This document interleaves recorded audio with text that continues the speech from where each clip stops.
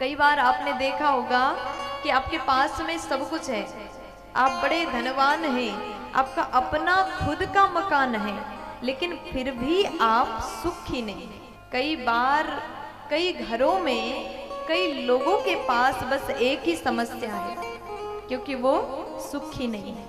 प्यार से बोलो राधे राधे। अच्छा, यहाँ भी कई ऐसे लोग बैठे होंगे जो अपने दुख के कारण बहुत ज्यादा परेशान हैं।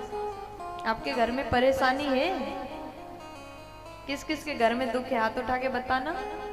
क्या बात है, सब सुखी हैं, किसी के घर में दुख है ही नहीं।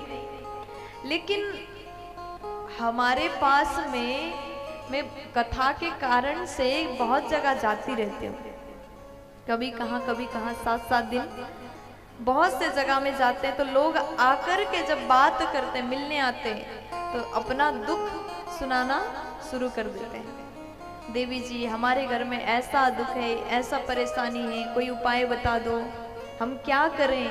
ऐसे लोग बहुत मिलते हैं। किसी के यहाँ धन की कमी, किसी के यहाँ संतान की कमी, किसी के यहाँ संतान तो है लेकिन दुष्ट है, किसी के यहाँ लड़का तो अच्छा है लेकिन बहू अच्छी नहीं मिली, दुख हो रहा है, रो रहे हैं। मनुष्य के आदत है घर में जिस चीज की कमी है उसको ज्यादा चिंतन करते हैं, सोचते हैं अरे हमारे पास में इतना सब कुछ है तो कम से कम बहू अच्छी मिलती, भगवान ने कृपा नहीं की। देखो, कोई भी इंसान पहले से बिगड़ा हुआ नहीं होता, पहले से खराब नहीं होता। आप जब पैदा हुए थे ना तो अच्छे पैदा हुए थे, और जो नई बहू घर में आती है ना वो भी बहुत अच्छी आती है, लेकिन आपके घर में रह करके वहां पर कैसा वातावरण आपने उसको दिया, उसके सामने आपने क्या किया, उससे किस तरीके से बात की और आपका बिहेवियर कैसा था, उसको देख करके बहू अपने आप को बदल लेती है। प्यार से बोलो, आपने उस नई बहू के साथ में जिस तरीके से बर्ताव किया उसी तरीके से वो भी बदल जाती है। और कई बार सास तो अच्छी होती है लेकिन बहू प्रपंच वाली होती है तो घर बिगड़ जाता है। और यहीं पर आपके घर में दुख है। और कुछ लोग तो मैंने ऐसे भी देखे, अपनी बहू चाहे कितना भी काम करे उसका काम करना नहीं दिखता, और पड़ोस में जो रहती है दूसरे की बहू थोड़ा सा आंगन में निकल करके झाड़ू लगा दे तो कहेंगे करे देखो उसकी बहू तो बहुत काम करती है, लेकिन हमारी बहू सोती रहती है। देखो, ये केवल विनोद का बात नहीं, विनोद की विषय नहीं। हमें दूसरों का सुख तो दिखता है लेकिन अपना सुख नहीं दिखता।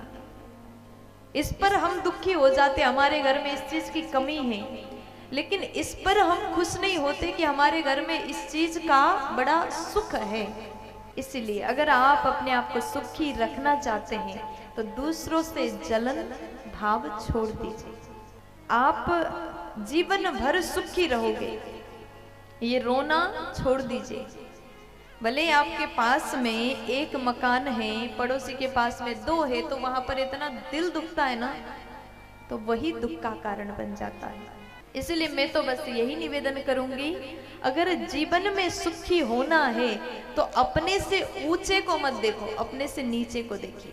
आपके पास में कम से कम अपना मकान तो है, उसके बारे में सोचो। जो किराए से आज तक रह रहा है, फिर भी हंस रहा है, फिर भी परिवार को सुख दे रहा है, फिर भी जी रहा है। आपके पास में भगवान ने अपना मकान दिया, आपने मेहनत किया, कमाया। आपके पास में जो धन है उस पर सुखी रहो।